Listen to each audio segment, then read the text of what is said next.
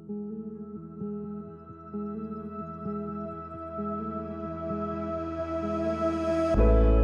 carers don't identify themselves as carers because they feel that the role they're playing, and that's one of a daughter, a child, a parent, a sibling, a friend, it's that the caring is part and parcel of that role, but actually what they're doing goes above and beyond what someone else in that role would be doing.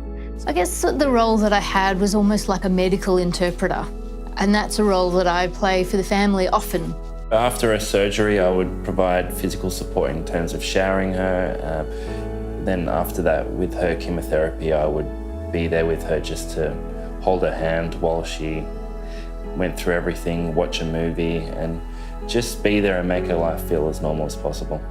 The challenges the carer might experience can be quite different to what they've been experiencing previously. So previously, for example, they might have been providing a lot of emotional support, but now that there's a diagnosis of breast cancer, they might have to play different roles. So they might have to take the person to appointments and have a more practical, hands-on role. So the amount of stuff they do for the person might double.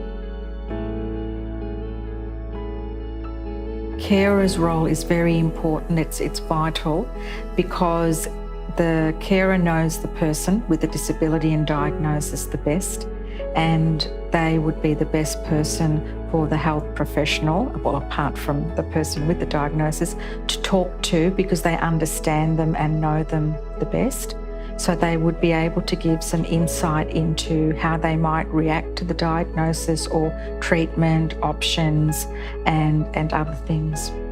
Any big medical diagnosis, quite often the patient can be in some degree of shock and really hard to take in what is an enormous amount of information.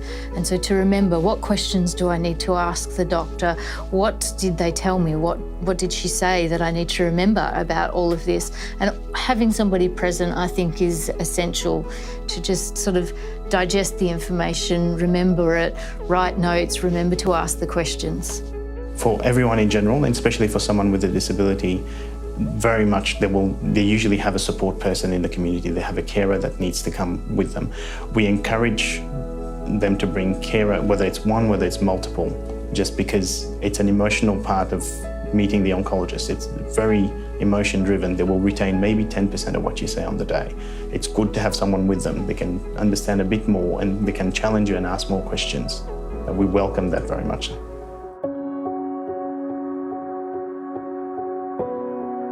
I have felt overwhelmed, especially earlier in the year when she was first diagnosed, going back and forward between home and the hospital every day, and trying to keep a straight face when I was really stressed out, especially during her surgery. It's really easy to feel overwhelmed with what's going on, because it's something extra in addition to everything that would normally be happening in life, and you can feel a lot of responsibility. For carers to just try and carve out some time for themselves, to just, even if it's half an hour, to have a cup of tea, take a break, that's an important thing. We know that carers' wellbeing in general can be quite low because they often put the person they're caring for ahead of themselves. When someone receives a diagnosis of breast cancer on top of their disability, the carer might feel that they have to perform even more, which means that their own needs kind of slip down the line a bit, which then could have a significant impact on their physical and mental health.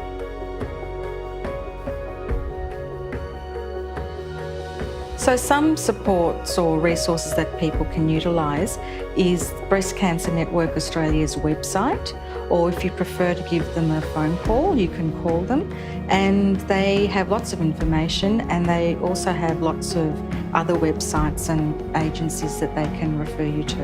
And I think it's important to realise that you're only human and you're doing the best that you can, and you can ask for help. Call the nurse, call whatever the support networks that are available to you, and just say, I can't remember this.